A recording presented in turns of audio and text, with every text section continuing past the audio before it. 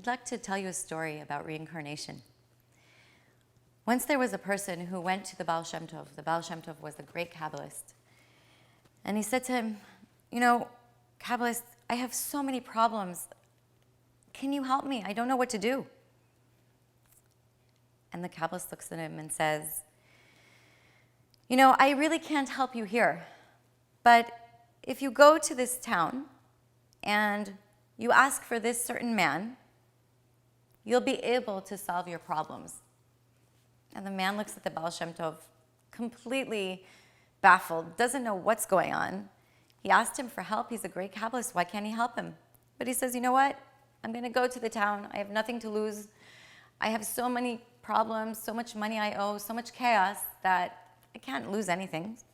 So the man goes to this town, and he goes into this inn that everyone's there, and he starts asking, do you know this person?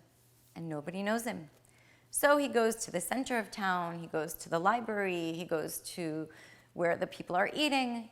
He asks all over the town, does anybody know this person? And nobody knows him. Finally, he's so upset, he's so baffled. He sits on the street, on the corner, and he's thinking, what can I do? I really need to find an answer to all my problems. And it's getting cold, so he decides to go inside, and he starts eating and drinking, and he's trying to think, trying to understand why the Kabbalist sent him to this town. Then all of a sudden, he sees this old man, and he starts telling him a story. And he says to the man, I don't know why I'm telling you this, but I'm wondering if you know this man.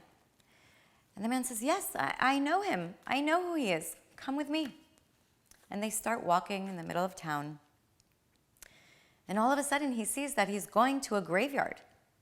And the man takes him to the graveyard and says, this is the man that you're looking for. And the man is so baffled. He doesn't understand. The Kabbalist sent me to look for a dead man. He's not even alive. How is he going to help me with my problems?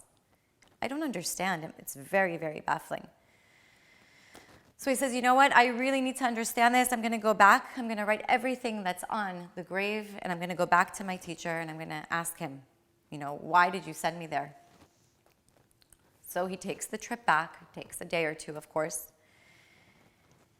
And he says to his teacher, you sent me to a dead person. I thought you were sending me to somebody who could help me. But I found out that he passed away almost 60 years ago. And the Kabbalist says to him, and how old are you? And the man says, I'm 55. And he's thinking to himself, the Baal Shem Tov is saying, 55. And what did you find out about this person? And he says, well, I found out that he was very stingy. He was very mean. He didn't like helping people. And he used to take a lot of money from people, a lot of interest on their money. And he would never have mercy for anybody. A lot of people had owed him money, and everybody hated him. And that's why they buried him at the end of town, at the end of the graveyard. The Baal Shem Tov looks at the man and says, that man buried in that graveyard 60 years ago, and you're 55. Do you see the connection? All of a sudden, it falls. All of a sudden, he understands the connection. He was that man. And what does this come to teach us? People ask, why do good things happen to bad people? Why do bad things happen to good people? We never see the whole story. We never see things from a past lifetime. We have a chance to give. We have a chance to love. This man who died 60 years ago was cheap, was mean, didn't care about people. Let's find it in our hearts to take every moment and care about someone. A lot of the stories that I read are from someone by the name of Shlomo Karlibach. He had many, many, many stories. And usually those stories are from hundreds of years ago about the famous Kabbalists, but I found something that he spoke about in our time. And he says, once they invited me to Florida to give a lecture and sing. He used to sing, he used to play guitar and bring a lot of joy and happiness. He says once they invited me to a place in Florida for a convention on the environment and how to save the environment. And I sat there and I was watching them and I was listening to them. And they were so worried about pollution in the air and how we need to keep the world clean. And they were so mad. Each of them, they were so mad at each other. They would get up and talk and they would just scream at each other. And when I went up stage, this is what Shlomo Karlibach is saying, when I went on stage, he said to them, you know, you guys are so worried about your environment. You're so worried about the physical environment, about the cleanliness of the air. But you have to know that the air is also polluted with anger. It ruins the air. When the air is full of anger in the world, when the air is full of terrible negative words in the world, our souls get affected. And because you invited me here to sing, I need you to understand the world is filled with anger. If we take a moment and we try to clean the air, one of the ways that we can clean the air is by speaking good about each other, about looking for the good in things, about being positive. That's how you cleanse the air.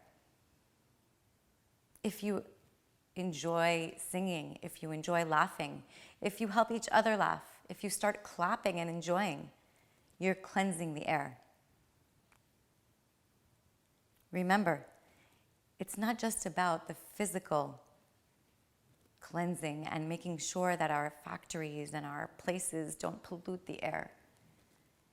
It's about being able to enjoy each other, being able to find a good word about each other. That's what can help clean the air and really make it a better place. And he keeps on going, and he's telling a story about a great Kabbalist who was with his pupils, his students, and they were talking about different spiritual things, and they were in such euphoria. They were so happy that they were connecting to the Creator. They never felt anything like this. It was almost being high on the holy words. And they were so sure that that's it. They got rid of all chaos, and it's the end of time, and everything is fine. One of them all of a sudden got up and said, you know what? I feel like it's the end of time, and everything is going to be fine now. And the Kabbalist that was teaching them says, you know what? Wait, let me go to the window. Let me check. And he goes outside, and he comes back and he says, you know, I'm so sorry, but the air is still full of hatred. The air is still full of anger. And his students say, but how can that be? How is it that you are such on a high level that you can feel when the air is still like that? Can't you just clean everything? Can't you just make it go away? And he says to him, you know, the place that you're sitting at is full of love and full of purity. But when you go outside, you feel all the hatred. So if you're able to go outside and take that love, take that purity that's here in the room, and not let anything affect you, but be able to spread it, that's when the time of the end of chaos will come.